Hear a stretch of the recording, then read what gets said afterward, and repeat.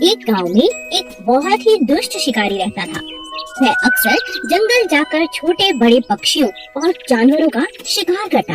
जंगल के सभी जानवर उससे बहुत डरते थे। जंगल में एक कबूतरों का जोड़ा था जो एक पेड़ पर सुंदर सा घोंसला बनाकर रहता था। एक दिन शिकारी ने मादा कबूतर को पकड़ लिया और पिंजरे में कैद कर दिया।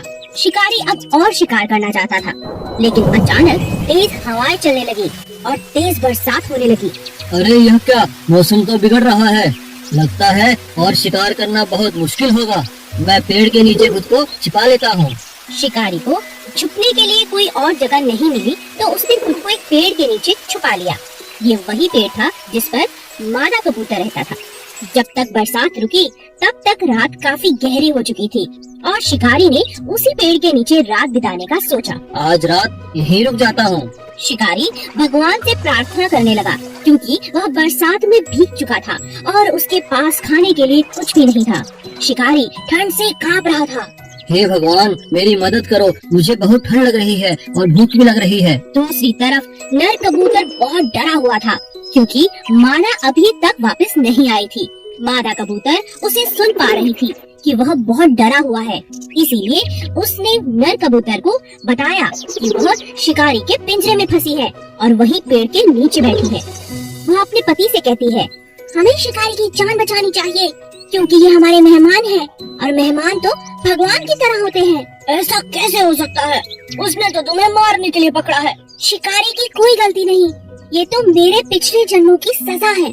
नर पक्षी बहुत ही भारी मन से शिकारी के पास पहुंचा। हमारे पेड़ के नीचे तुम्हारा स्वागत है शिकारी। मैं तुम्हारी क्या सहायता कर सकता हूँ, मुझे बताओ। कृपा करके कुछ करो, मुझे ठंड से बचाओ, मुझे बहुत भूख भी लग रही है।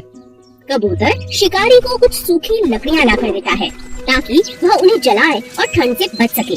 मेरे पास खाने के लिए कुछ नहीं है, लेकिन तुम मेरे मेहमान हो, इसीलिए तुम मुझे खा जाओ।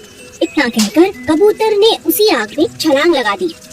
कबूतर मर गया और शिकारी ने उसे खाकर अपनी भूख भी मिटा ली, मगर उसे खाने के बाद शिकारी को बहुत पछतावा हुआ। मैं इतना स्वार्थी कैसे हो सकता हूँ? जिसने मेरी जान बचाई मैंने उसी को खा लिया। शिकारी अपने किए पर बहुत पछताने लगा।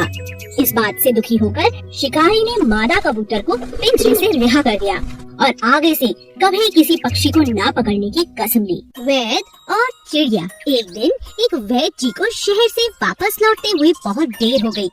उनका